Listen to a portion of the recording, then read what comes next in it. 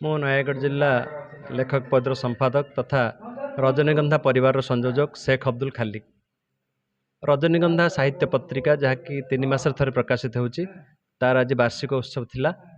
ଏଥିରେ ନୟାଗଡ଼ ଜିଲ୍ଲା ବାହାରୁ ପାଖାପାଖି 120 କବି କବୟିତ୍ରୀ ଯୋଗ ଦେଇଥିଲେ ଏବଂ ଓଡ଼ିଶାର ଲବ୍ଧ ପ୍ରତିଷ୍ଠିତ ସାହିତ୍ୟିକ ବନ୍ଧୁମାନଙ୍କୁ ମଧ୍ୟ ନିମନ୍ତ୍ରଣ କରାଯାଇଥିଲା।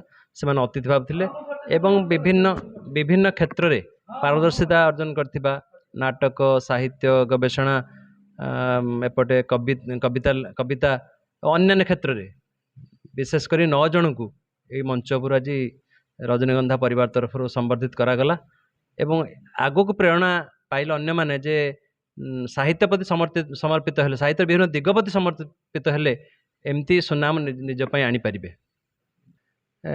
कवि सूर्य मिश्र एवं कवि रक्षक नायक एवं विपिन महांती यही लब्ध प्रतिष्ठित साहित्यिक बंधु मैंने थे। कालीप्रसाद पंडा थे एवं डॉक्टर अरुण साहू आसते।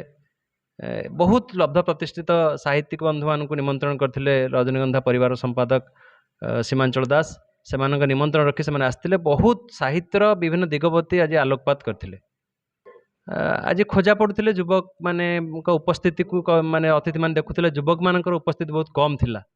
तेणु आम जो मैंने साहित्य करुचे जो मैंने साहित्य विभिन्न संगठन को चालना करुचे से उत्तरदायित्व है जमी युवपीढ़ी अधिकरू अधिक साहित्य प्रति आकृष्ट हे साहित्य प्रति आकृष्ट हो कविता गल्प लेखि समाज को वार्ता देवे एक परिवर्तन वार्ता देवे। यही वार्ताटी आज से सब रखी ये 3 पर्यायर कार्यक्रम थिला।